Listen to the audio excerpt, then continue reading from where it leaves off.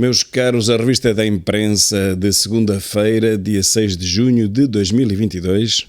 Começamos, como sempre, com o Correio da Manhã, que nos diz que há uma madre que difama a freira que rejeita avanços sexuais. A madre acusa a noviça de fumar droga.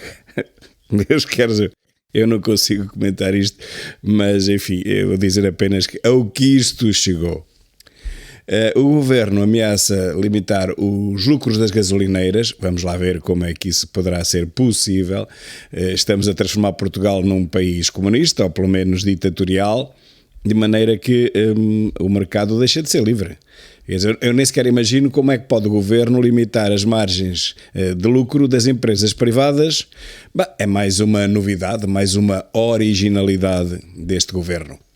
A verdade é que a corrida às bombas nos aumentos dos combustíveis foi novamente assinalável. Ontem as bombas estavam repletas de carros ao fim da tarde e no início da noite e, portanto, os portugueses vão-se acomodando, vão-se habituando a este novo normal, como antigamente se dizia, o novo normal que é aos domingos à tarde ou à noite ir tudo para as bombas de gasolina, porque os combustíveis vão subir 12, 14 cêntimos na segunda-feira seguinte. Bom, isto vai ser um padrão, portanto os portugueses têm mesmo que se habituar a fazer mais esta rotina no fim de semana, domingo à noite. É só isto. Poupam 1 cêntimos, se meterem 50 litros chegam a poupar 6 euros. Bom, e é esta a maldição do português. Para pouparem 3, 4 ou 5 euros vão ter que passar umas horas à tarde ou à noite no domingo nas bombas de gasolina. Uma outra mini caixa à esquerda diz-nos que metade das câmaras arriscam-se a perder a bazuca. Não é nada que eu já não tivesse aqui previsto. A bazuca, fosse ela até o dobro, servir-nos-ia para muito pouco, para não dizer para nada.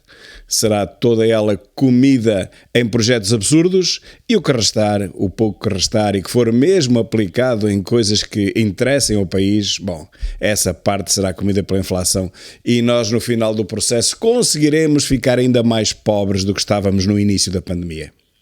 Disso já ninguém tem dúvidas, meus caros.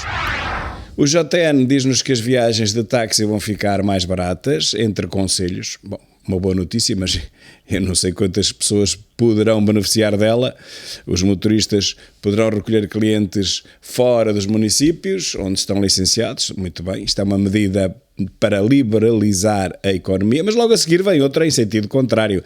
A nova lei vai permitir às autarquias fixar preços, ou seja, não há liberalização neste país que não traga consigo logo atrás uma componente de fixação de preços, mais uma componente do ainda socialismo ou comunismo que nos vai assolando.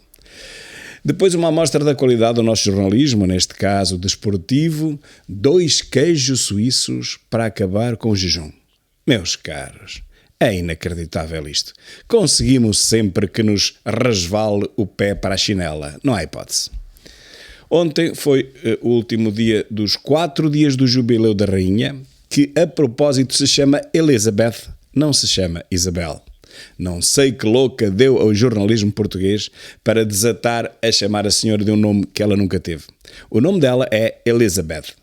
Os mesmos jornalocos que continuam a chamar ao príncipe William de William e não Guilherme.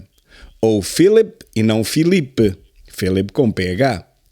Ou o príncipe Louis e não Luís. O genro da princesa Anne e não Ana chama-se Mike e não Miguel. O príncipe Harry não se chama Henriquinho. O príncipe Charles não se chama Carlos. A esposa do príncipe William, que não é Guilherme, chama-se Catherine e não Catarina. E, portanto, este jornalouquismo continua a chamar as pessoas pelos seus nomes, o que está correto, mas decidiu mudar o nome de Elizabeth para Isabel II, no que só pode ser um ataque, uma tara coletiva. O público Lembra-nos que o tempo de espera para aceder a uma junta médica chega a ser de 2 anos, ao contrário do que diz Marta Temido, a Ministra da Falta de Saúde. Há cada vez mais queixas à Provedora de Justiça, são 133 só este ano. O Governo vai tomando medidas, diz ele, para reduzir as pendências. O Governo responde sempre que está a tomar medidas, que as coisas vão melhorar. Não se sabe é quando, poderá ser daqui a 100 anos, 200 anos. Bom, até lá, o que é certo é que as coisas só pioram. Apesar da propaganda falsa, apesar do que mente este Governo e a inacreditável Ministra da Doença. O SNS está cada vez pior e este Governo não consegue fazer nadinha para o melhorar. Os tempos de espera são cada vez maiores, os portugueses cada vez têm menos socorro e, portanto, cada vez mais os portugueses são deixados, abandonados à sua sorte. É este o SNS moribundo que a esquerda pretende desesperadamente salvar. Entretanto, vão morrendo dezenas de milhares de portugueses num processo destes, dezenas de milhares de vidas que se poderiam salvar, mas que este SNS só consegue apressar à cova, mais nada.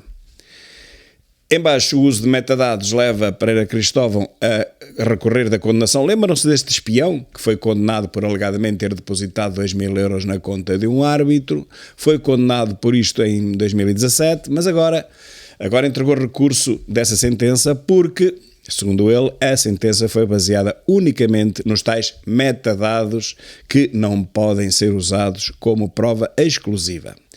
Se a moda pega, meus caros, teremos centenas ou milhares de condenações revertidas nos próximos tempos. Se a justiça já vive o caos que todos conhecemos, agora bem podem multiplicar isso por 2, que mesmo assim pecará por defeito. O Diário do Kremlin pode ser ainda mais comunista que Putin, mas pelo menos no jornalismo desportivo não insulta a inteligência dos leitores. Portugal-Suíça, 4-0, goleada da seleção com 2 golos de Ronaldo. São golos, não são queijos suíços, são golos mesmo. Logo ao lado, gags juvenis, o Governo é alerta, cria equipa especial. Bom, esperemos que esta equipa especial não se baseie exclusivamente nos tais metadados, senão vamos ter o caos que todos esperamos. Caixa lateral, construção. As obras em Lisboa saem mais caras do que em Madrid ou Barcelona.